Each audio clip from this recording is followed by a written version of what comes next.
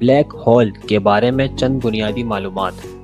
Black hole खला में एक ऐसा खित्ता है जहां कशिश शकल यानी अट्रैक्शन इतनी ज़्यादा होती है कि वहां से रोशनी भी फरार नहीं हो सकती। यह आमतौर पर एक बड़े सितारे के तबाह होने या सुपरनोवा के बाद बनते हैं। अहम मालूमात। Event horizon. ब्लैक होल का वो हिस्सा जहां से रोशनी या कोई भी चीज़ बाहर नहीं आ सकती, ये ब्लैक होल का किनारा कहलाता है। आइए जानते हैं ब्लैक होल्स कितनी इकसाम के होते हैं। नंबर 1, छोटे ब्लैक होल्स, जिनका मास हमारे सूरज से कुछ गुना ज़्यादा होता है।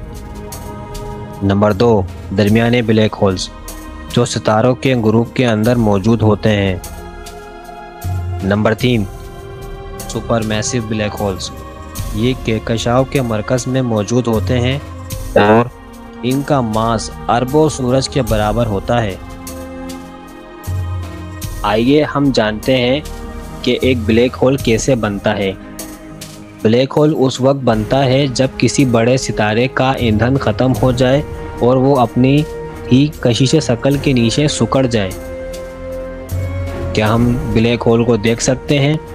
ब्लैक होल को बराह रास्त तो नहीं देखा जा सकता क्योंकि वो रोशनी को जज़्ब कर लेते हैं, ताहम उनके आसपास मौजूद रोशनी या मादा के रवैये से उनका पता लगाते हैं, जैसे कि एक्रीशन डिस्क।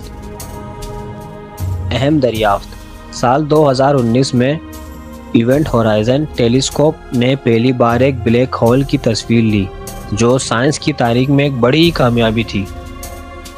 ब्लैक होल के मुतालिक दिलचस्प मालूमात।